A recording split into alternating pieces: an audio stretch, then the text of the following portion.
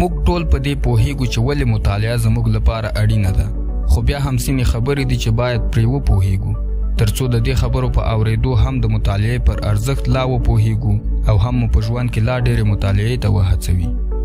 سلامونه او نیکې هیلې مې ومنئ. خوښ یم چې بیا هم ستاسو په درانه حضور کې یم. لکه څنګه مې چې یادونه وکړه په دې ویډیو کې غواړم په دې اړه وغږیږو چې ولې مطالعه اړینه ده.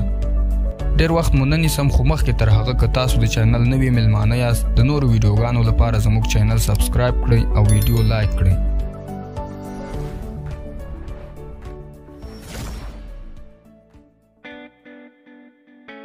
ولې مطالعه؟ کتاب او مطالعه د هغو موضوعاتو له ډلې دي چې مخینه یې د انسان پیدایښت ته رسیږي او هیڅکله انسان له دې اړتیا نه بې پروا نه و. کتاب د بشریت د علم او فکر ټولګه وه او وي به، او انساني قومونه دې ته اړ دي چې د یو بل له فکرونو او تجربو نه ګټه پورته کړي.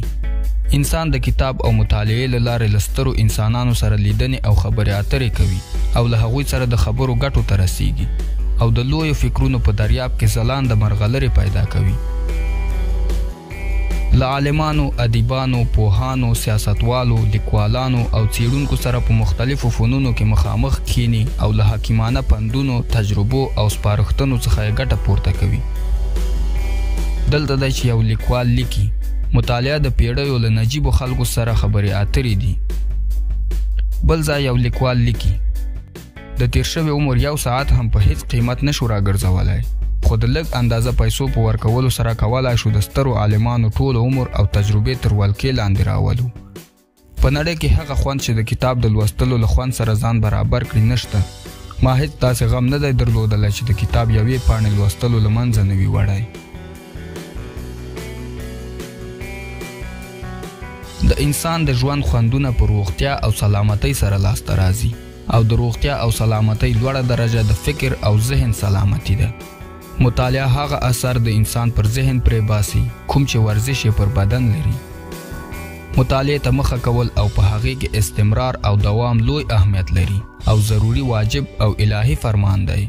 الله پاک په قرآن کریم کې فرمایي ولوله د خپل رب په نوم. بل ځای کې فرمایي قسم په قلم او هغه څه چې لیکي. د قرآن کریم د سترو فکرونو ستر اقیانوس ته اقرأ ولوله په کلمې او حکم سره پیلیږي. په دې اساس د رسالت او اسلامي دعوت د پیل ټکی د مطالعې او لوستلو پر مبنا پیل شوی او د همدې ویاړ پر اساس الله پاک د ټولو امتونو له منځه اسلامي امت غوره کړ او د خپل دین ابلاغ او رسالت یې د دې امت پر غاړه کېښود.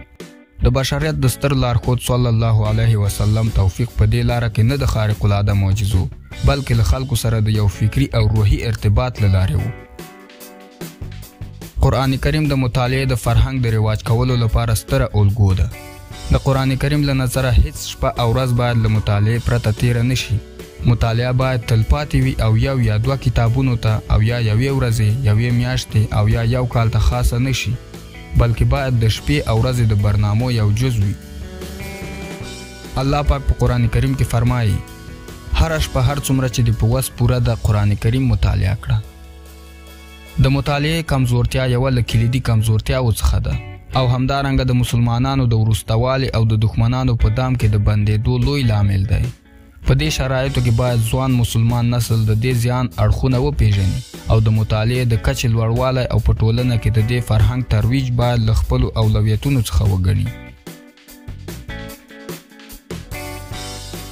مننه چې تر دا مهاله را سره پاتې شوئ. د دې ویډیو منځپانګه پر همدې ځای پای ته رسیږي.